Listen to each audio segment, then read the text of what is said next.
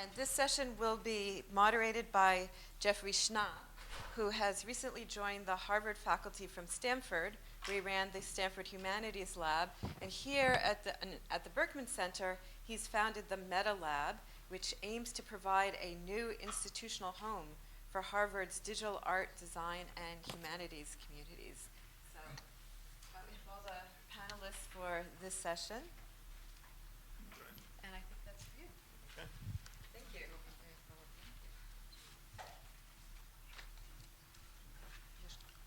Okay, yeah. In a second. Welcome to the second session here. Hello, everybody. I'm a cultural historian, and of course, I thought in this group I should prepare myself to talk about the question of privacy, so I went and read the main manual that cultural historians go to on the subject of the history of private and public life, which is Georges Duby and Philippe Ariès' 3,000-page history of private life. One of the morals of the volume, the scale of that 5-volume project really is, of course, that notions of privacy and the public domain are highly culturally and socially constructed. And they're, as the session this morning suggested, they're not just constructed in the physical sense, but also in a series of figurative senses. And in that realm of the figurative, I think that the way in which social performances enter the picture is one that is a particularly rich thread for investigation here. And I wanted to start out by, I'm sorry, Beatriz, I'm gonna just jump here. But the point of that I started getting interested in this question as a cultural historian was I ran across this object at the Centre Pompidou many years ago, which I ended up writing a couple of articles on, which is Giorgio de Chirico's 1914 portrait entitled, of the poet Guillaume Apollinaire, entitled Premonitory Portrait of a Poet. 1914, when I saw it, I thought, was there ever a case before this painting of a portrait of somebody wearing sunglasses? And second question, when were sunglasses not only invented, but actually used outside of their original use environment? And the answer is this is the first such case. And it's a particularly interesting example because it stages a form of performance of privacy that's very charged with meanings. It constructs a whole portrait of the poet as a celebrity. Apollinaire was one of the first highly prominent public cultural figures of his kind. He was a critic who wrote for some of the major journals of his own time. He is associated with Cubism's emergence as a widely perceived, even global cultural current. And I became interested that what you see up in the upper portion of the painting is actually Apollinaire's actual silhouette hidden behind a window frame, and what you see in the foreground, which is the putative portrait of the poet, is of course also a staging of the poet as a figure who's evoking a whole genealogy of classical prophets like Homer, the blind poet, the poet whose vision is associated precisely with his lack of the ability to see, a kind of internal vision that substitutes for external vision.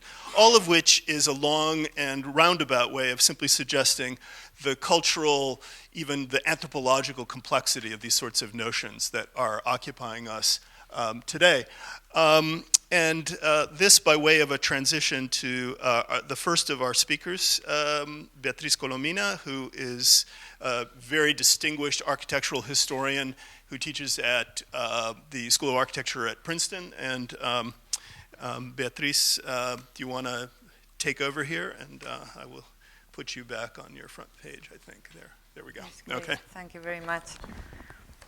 I'm, of course, very happy to be here with all of you, thinking about these questions that I always think are kind of these weird questions that I think about, right? I mean, my first interest in questions of privacy and publicity actually was my dissertation, which ended up being this book, Privacy and Publicity, but it was the 80s.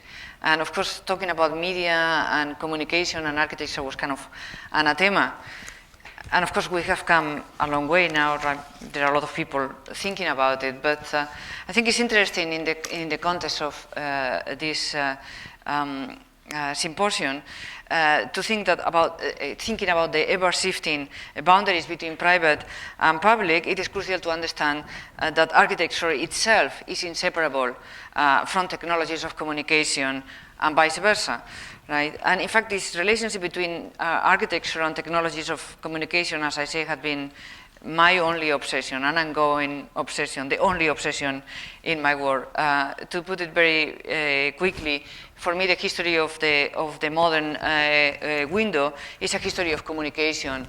I have tried to demonstrate, for example, that Le Corbusier's horizontal window is inseparable from, or unthinkable, actually, outside cinema. And not only because Le Corbusier thought that film was the most appropriate media to represent modern architecture, but because of the way in which the house itself, all of a sudden, and you cannot imagine, I don't have time to go into it, how polemical to do a horizontal window was, right? But the view it frames of the wall is already cinematographic. So think about architecture as a frame for a view.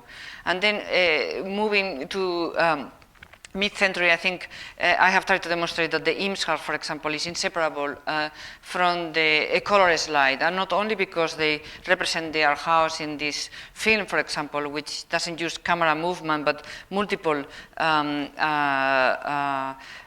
slides that they have taken over the course of their life there, but more importantly, again, because the vision that the house, the Eames house, makes possible, and that's why it's so different from the houses of the modern movement, from the houses of Le Corbusier or Mies, that frame a horizontal view of the wall, is more of a kaleidoscopic, colorful view of the wall, which is more in consonance with the color slide. And finally, I will say that the picture window at mid-century is inseparable or unthinkable outside television. It's not a coincidence that the picture window is introduced massively in the United States at the same time that television becomes also common. Right, so the house, let's say, in this very brief almost schematic thing, broadcasting to the outside world, family life. So in each case, the ambitions of modern architecture to dissolve the line between inside and outside is in fact realized by absorbing the latest technologies of communication. So if communication is basically all about bringing the outside in, for example, when reading a newspaper or watching television, or getting the inside out, for example, when sending a letter, just to talk about all media, and I think it's not an accident, then this advertisement for picture window has precisely this mailman arriving in this house, so it's probably not by chance. Then in architecture, you can say that glass has always represented this act of communication. And if it's almost as if glass takes over more and more of the building as systems of communication becomes more fluid. My current interest in this phenomenon has been to explore the possibility that transparency in modern architecture is directly related to medical technologies of imaging the body. From that point of view, the logic of the sheer glass walls is exactly the one of the X-rays, that is, the inner structure is revealed by a new technology that allows you to look through the outer skin of the body. Mies even started describing his work in the early 20s as a skin and bones architecture, and referred to the structure of his glass skyscrapers that you can see here as the skeleton, rendering them, as you can see, as if they were seen through an X-ray. Now, this probably is obvious to you when I'm saying it now, but nobody in almost 100 years of writing about Mies have pointed that. And it's obvious. Not only is obvious when you look at the buildings and you see finally, or for the first time, a building is rendered, is conceived as if you were seeing it through X-rays, but also it's also obvious in the sense that Mies was fascinated with X-rays, collected X-rays, published X-rays, so any scholar with a head should see that the man is obsessed with X-rays, right? This is Mies himself in his magazine, G. But Mies is not alone. Books of modern architecture, you can see, there are filled with images of glowing glass skin revealing inner bones and organs. Think about Le Corbusier's project for a glass skyscraper in 1925, about Walter Gropius, the Bourbon exhibition in Cologne of 1914, seen in all the books of modern architecture as the beginning of modern architecture, and they all focus on the same thing, this miraculous thing that happens when you look through the corner and you see the staircase, and you see inside.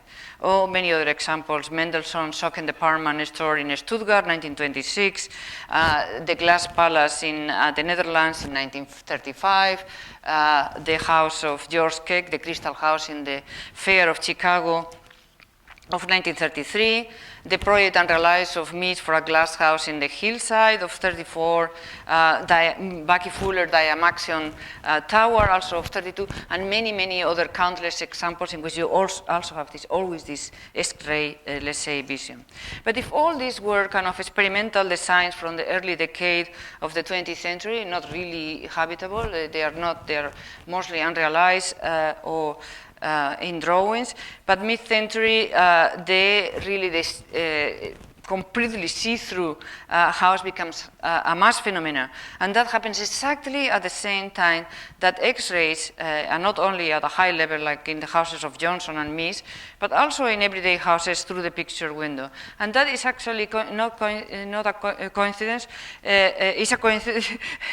It's not by chance, I mean, that it happens exactly at the same time that X-ray also becomes a mass phenomenon. That is what it was used before in hospitals only to see the bodies of those already showing symptoms of the disease, is now expanded to the entire population. And here you have someone sending photographs to his boyfriend, Mary to Tom with love, so people have not only to present the image of themselves and their healthy being, but also you see I'm also clean inside. So it's not by chance that there is this coincidence. In fact, there is a clear association between X-rays and glass houses in popular culture.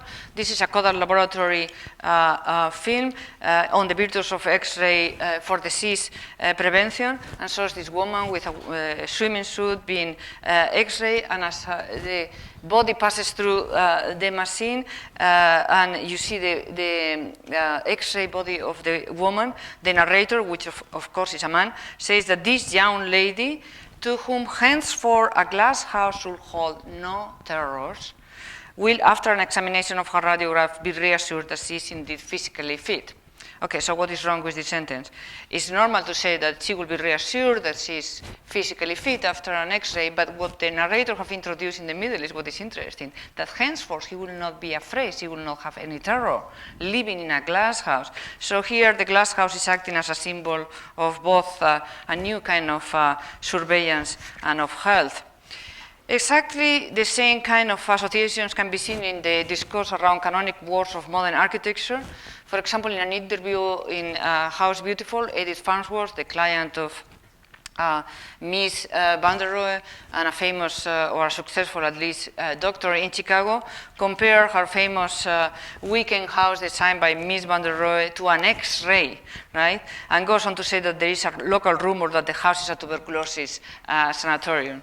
Let me tell you exactly what she says because it's kind of funny. I don't keep a garbage can under my sink. Do you know why? Because you can see the whole kitchen from the road on the way in here, and the can will spoil the appearance of the whole house. So I hide it in the closet farther down from the sink. Mies talks about free space, but this space is very fixed. I can't even put a clothes hanger in my house without considering how it will affect everything from the outside. Any arrangement of furniture becomes a major problem because the house is transparent, like an X-ray, right? So it's making exactly the same. And it's kind of funny to me that she's obsessed with the garbage can when you see the photographs, in fact, from the road, you not only see the kitchen, but what you really see clearly is the bed, right? But never mind. The garbage can as the ultimate kind of, and now it's interesting with the discussion about privacy, that the garbage can, maybe she was onto something. The garbage can contains a lot of information about you. Anyway, I don't think she was thinking that way. In any case, the development of the X-rays and of modern architecture coincide. Just as the X-ray exposes the inside of the body to the public eye, the modern building exposes the interior, that which was previously private is now subjected to public scrutiny. The threshold of the private is no longer in the outside limit of a building. It is being relocated, and this is interesting. Johnson talked many times about how he did feel private inside his glass house, despite the fact that all the journalists were asking him, "Don't you feel like you are in a glass bowl?" Like a fish in a glass bowl. Privacy is now, paradoxically, even today, I think even more clearly today, in public. Something that is all too obvious today when the use of, for example, the sense that you have of privacy with a cell phone, called creating an intimate space in the heart of a public space, or in the opposite direction, projecting the most intimate details of one's life to a wider and wider audience through the social media. In a sense, the Kodak film understood this new paradigm. There was nothing to fear in X-rays or in glass houses. The X-ray, in a way, had already acclimatized all of us to living in glass houses. The most inner secrets of our bodies and our private lives were now floating, or are now floating in public. But what is happening then in the outside of the buildings when private and public has gotten so confused? Having dissolved the walls into glass, the question now has become, in architecture, how to dissolve the glass itself, the last, let's say, delicate boundary between inside and outside. The relentless quest for a fluidity between inside and outside is no longer simply a drive towards transparency, and the glass box has become something else. Sana's Toledo Museum is a symptom of this development. At first sight, it seems that the Toledo Museum project is a perfect example of transparency, an all-glass pavilion for all-glass objects in the glass city of Toledo. In this sense, Sejima inherits the Michigan tradition of radical transparency. In the standard publicity image, which is this one, the white trim pavilion sits in a park, uncannily echoing some of Mies' canonic projects, such as the Farnsworth house that you saw before, or the 50 by 50. But what strikes me about all this criticism or positive criticism, about this interpretation that Sana is simply inheriting Mies' project, is that it seems like to me that architectural critics don't really look very closely, or don't even look at all, because Sana's vision is actually not crystal clear at all. The glass pavilion seems to be more about a blurring, precisely, of the view, a softening of the focus, than about the kind of radical transparency of the early avant-garde architecture. With Sejima work, no structure is ever revealed. Her buildings are not even structures you look into or look out from. They are optical devices without visible mechanism. The real view is not from the outside looking in, on the inside looking out, but the inside looking even further inward, not to discover the inner secrets of the building, but somehow to be suspended in the view itself. So in Toledo, the visitor is literally suspended between the carving walls of glass. What you see through the glass layer in front of you is another layer, and then another one, and then another one. And looking through all these layers, the vision is distorted, with the curves accentuating the distortion. So it's also fascinating how even the walls, the outer and the inner and outer limits of the wall are exposed. You can see here in the plan, not these double walls of glass. And in the picture, I hope you can see the limits, so you can see even the gap between the walls. So, or even the space, the inaccessible space of the wall is now visible. So if she is the inheritor of Michigan transparency, she is, goes beyond transparency into a whole new kind of mirage effect. So after centuries of architecture organized by the straight lines of the viewing eye, we now have an architecture formed by the soft distortions of the gaze, a kind of more tactile experience of vision. To enter a Sejima project is, in a way, to be caressed by the subtle softening of the territory. Even the reflection of the trees in the outer layer of the glass have a softness that you never find in Mies, whether it's in the rendering or in the full-size realized project. So X-rays cutting through the outer layers to reveal secrets give way now to inner layers, endlessly folded and overlapping fabrics that intensify the mystery rather than remove it. The X-ray logic absorbed by modern architecture culminates in this dense cloud of ghostly shapes. Today, there are new forms of advanced surveillance technologies that are operating in the city, and they offer new models of vision that can act in a way as paradigms of the window. We cannot predict which of these technologies will be absorbed into architecture, but some of them are already impacting the environment. And again, what interests me is that they produce, again, a kind of blur vision. I'm talking about handheld scanning devices capable of seeing through buildings, through clothing, through walls, and that increasingly used by the military, by the police, and are effectively making solid walls act like if they were glass. Forward-looking infrared, for example, FLIR, which is in fact thermal image, is one of those technologies in which seemingly solid walls no longer offer privacy. Indeed, the scan may reveal activities that have already finished. You can be exposed after you have left the building. So the heat signature remains for a while. And I like this kind of idea of delay. No? So you may have been dealing with marijuana there, but you're already gone and nobody's in the building anymore, but the heat signature remains.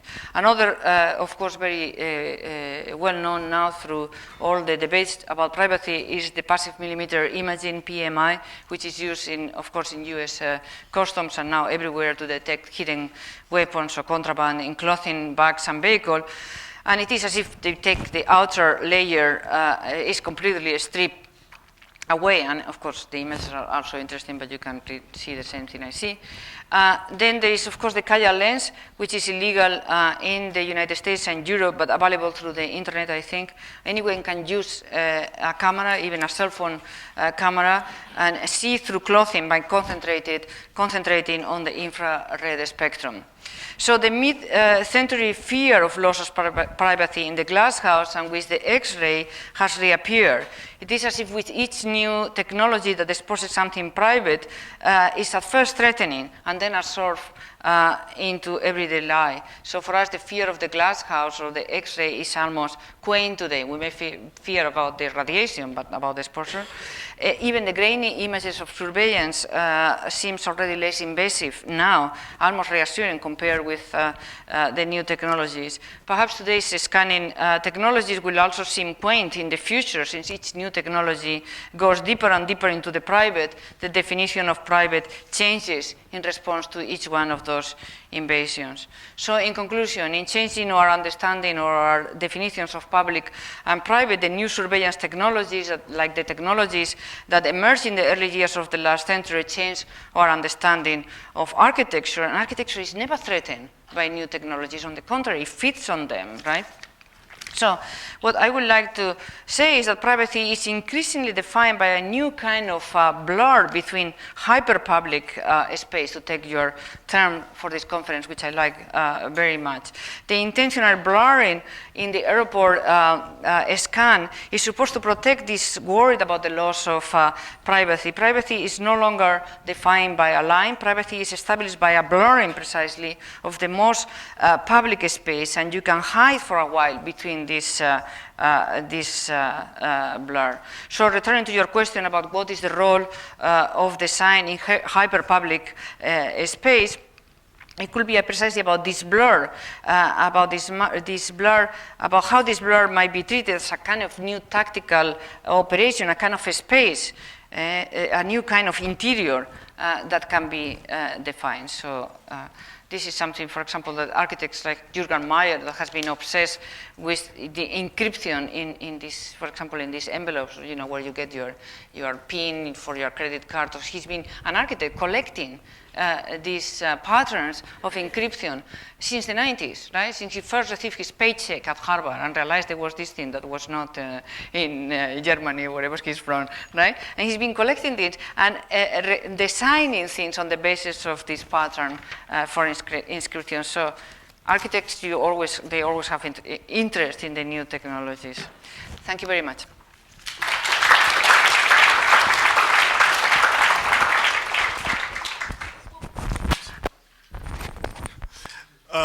as we're transitioning here, I'd like to open the conversation up also to Ethan and Dana, and maybe just to begin a brief discussion here, and then we'll move on to Dana Boyd's presentation.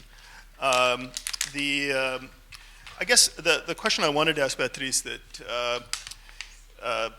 seemed to me might most tightly intersect with the larger conversation that's going on in this day of discussion really is who owns the hyperpublic. I mean, the lineage of glass architecture that was evoked so richly in Beatriz's talk is largely focused on structures that are really expressions of authority and power in some sense. I mean, they're exceptional structures in a sense. They're associated with either the kind of privilege associated with a kind of the villa, sort of rural or suburban locations that, for instance, the Johnson glass house is built in, or with Mises skyscraper, which is a project that was meant as a kind of a structure that would literally crystallize the values of his own era. Become a glass house in the sense of an emblem for a new model of a transparent society. I mean, many of the Toledo Museum project, these are exceptional structures. They are as remote as conceivable from public housing projects or all kinds of other sort of vernacular architectural spaces. So I guess I'm just interested in this question about what is the relationship between this dream of a kind of architecture of transparency, or then an architecture that's built around a blurred relationship between interior spaces and exterior spaces, and the broader social context in which those structures are just one dream among a whole series of other practices. Mm-hmm. That's precisely why I brought the question of the picture window. It is true that the glass house of Philip Johnson and the Farnsworth house are unique structures. That is how most architects work. It's almost impossible to advance thinking in architecture without a sponsor. Architecture is not something that everybody wants to pay for that extra amount. I mean, like the same people that are willing to pay for a house by Le Corbusier or Mies in the 20s are the same people that are able to buy a Mondrian as well, right? So the same people that visited the international exhibition at the Museum of Modern Art in 1931 is the same people that will also have gone to see an exhibition of modern art. Are we discarding modern art or modern architecture for that reason? I don't think so, but something else happens at mid-century. The Museum of Modern Art itself had to rethink its role, right? And built a couple of houses in the courtyard of the museum, built one-to-one, so that you could actually walk into them to offer precisely this dream. I mean, opening their public, opening their audience to a much wider public. So the dream of the transparent house at a mass level exists in the United States, particularly after the war. It's very interesting to hear, for example, Entenza running the magazine Arts and Architecture, and he writes already an editorial before the end of the war, and it's all connected to the war. It's fascinating how he says people coming from the war have become used to the machine, and they will not be interested anymore to live in picket fenced houses with pitched roofs, etc. They will want a transparent glass house with all the latest technologies, etc., etc. So it was like if the war have in his mind had educated the public, the new sensibility. And for a brief period, there is this very beautiful moment in the United States before all the banks got involved and they wouldn't give you financing for a modern house, that tons of people signed for the most extraordinary house, like the Visita house of Buckminster Fuller, or the extraordinary success of the case study houses in California. You can see those are a little bit upper, but there are also all these developers in California, particularly like Cliff May and others, right? That did modern houses. So there would be an interesting story to be told about, in a sense, the democratization of this model in the course of the 20th century. Yeah. Yes, and why? But immediately after the war, right? It becomes at the same time that Johnson is building his house. There are developers in California providing transparent houses to huge amounts of people.